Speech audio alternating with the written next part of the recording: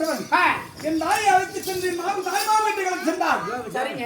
அப்போது அண்ணா எனக்கு பிரசவ வலி இடுப்பலியாக இருக்குது, தூக்கம் வரவில்லை, உட்கார முடியவில்லை, கதை சொல்ல என்று கேட்க அப்போது என் மாமனாகப்பட்டவன் கதை சொன்னார் என் தாயாரிடத்திலே. கதை. ஆமா சரிங்க. ஒரு சொல்லைக்கு ஒன்கொட்டினான், மறு சொல்லைக்கு மயக்க மருந்து தூங்கி விட்டார். தாய் தூங்கி விட்டார்.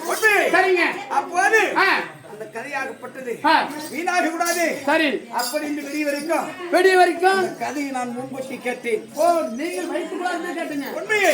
சரிங்க. வெடித்த உடனே தங்கால் அகக்கண்ணி நான் சொன்னதோ கதைகளை எப்படி அம்மா இருந்தது என்று கேட்க அப்போது சரி ஒரு சொல்லுக்கு கேட்டேன், மறு சொல்லுக்கு மயக்க மருந்து தூங்கி விட்டேன் அண்ணா என்று உரைக்க அப்ப இந்த கதை கேட்டது யாரு இருபருமாக இருந்த அரண்மனைக்குள்ள. ஆமா.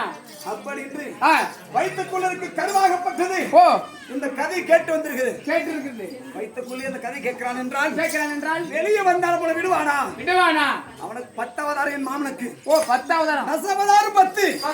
அதுல ஒவ்வொருத்தனை எப்படி அழைக்கலாம், எப்படி படிக்கலாம், எப்படி இந்த அவதாரத்தை சொல்லி கொண்டு வருகின்ற போது அதனால் நாளாக கேட்டேன்.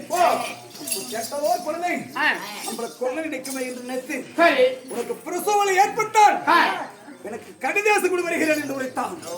வயிற்று ஏற்பட்டான். ஆமா சரிங்க. அப்போ என் நாய்க்கு பிரசவம் ஏற்பட்ட உடனே நாயாக தந்தார் போட்டு விட்டான்.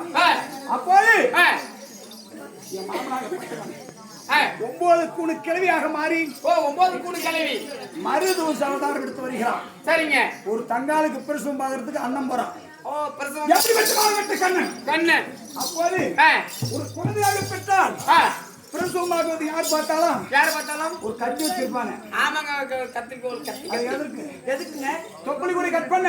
தொப்பிலி கூட கட் பண்ண. அப்படி இந்த கத்தி அவன் மறைச்சு கொண்டு வந்தான். கத்திய பின்னலில எப்போ அந்த குழந்தை பிறக்கும் அப்போ நாம தலை வெட்டி எரிந்து விடலாம். தங்கை மயக்கமா இருக்கும் போது அப்படி என்று வைத்திருந்தான். சரி. ஒரு குழந்தையாக பிறந்தால் எப்படி பிறக்கும்? எப்படிங்க?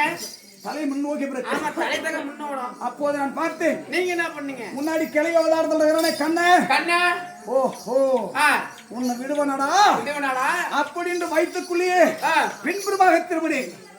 உள்ளாரே திரும்பினீங்க. ஆமா சரிங்க. 2 காலாக வெளியே விட்டேன். காலம் முதல்ல விட்டுங்க. உண்மையே. சரி. பிறகட்டும் என்று பார்த்திருந்தான். சரி.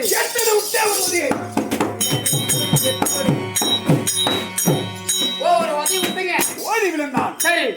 அவன் கையிலே வைத்திருந்த கண்மர கத்தி இப்போது எனக்கு ஆயுதமாகி விட்டது. உங்களுக்கு கிட்ட இருக்குது. அந்த கண்மரை கத்தி எடுத்துக்கொண்டு சரி ஓடினேன் நாகமலைக்கு ஓடினேன். நாகமலைக்கு ஒரு காலம் தோகமலைக்கு ஒரு காலம் நடுவில் குமராயமலையிலே வாசம் செய்து வருகிறேன். சரிங்க. ஏய் கண்ணா என்னைக்கா இருந்தாலும் நீ வந்துதான் ஆகணும். இந்த கத்தியால் என்ன வெட்ட வைத்திருந்த கத்தியால் உன்னை வெட்டாட மாட்டேன். சரிங்க. கீச்சிக்கொண்டு காத்திருக்கிறேன். இருந்தாலும் சொல்ல போனா நேரமாகுது.